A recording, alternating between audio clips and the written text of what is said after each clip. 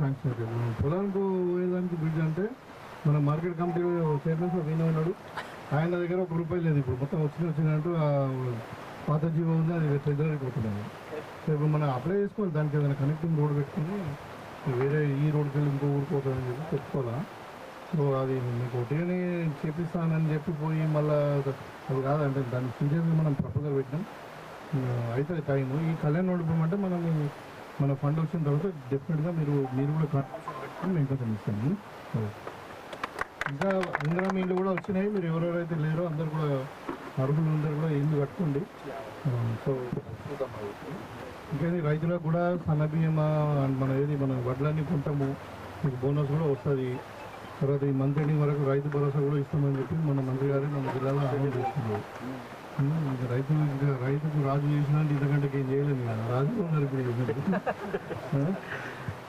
So గ్రామ పంచాయతీ కూడా complete చేసుకోండి, మంచిగా ఉండండి.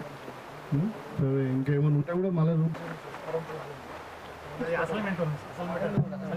దీంట్లో ధరణిలో పార్ట్ బిలో ఉన్న భూములన్నీ కూడా ఇప్పుడు లిటిగేషన్లో ఉన్న భూములు, ఏమంటారు పోడు భూములు, అసైన్ భూములు, లేకపోతే ఇంకేదైనా భూములు, కాలుఖాతా భూములు కానీ శిఖా భూములు ఏదో అప్పుడు పట్ట కానీ అవన్నీ కూడా ఇప్పుడు మార్గం ఉంది. ఇప్పుడు లబ్ధిదారుడి అంటే అనుభవదారుడి కాలం ఇప్పుడు వస్తున్నది. దానికి ఇప్పుడు మన ప్రతి విలేజ్లో రెవెన్యూ ఆఫీసర్లు వస్తారు, మనకు ఒక సదస్సులు ఏర్పాటు చేస్తే దాంట్లో మీరు అందరూ కూడా మీకు భూమికి సంబంధించిన ఫిర్యాదులు మీరు ఇవ్వండి. తర్వాత June 2 నుండి మనకి ఫిర్యాదులను పరిశీలించి ఒక్కొక్కదాన్ని పరిష్కరిస్తారు. సో దానికి చాలా మంచి చట్టం వచ్చింది ఇప్పుడు భూభారతి చట్టం.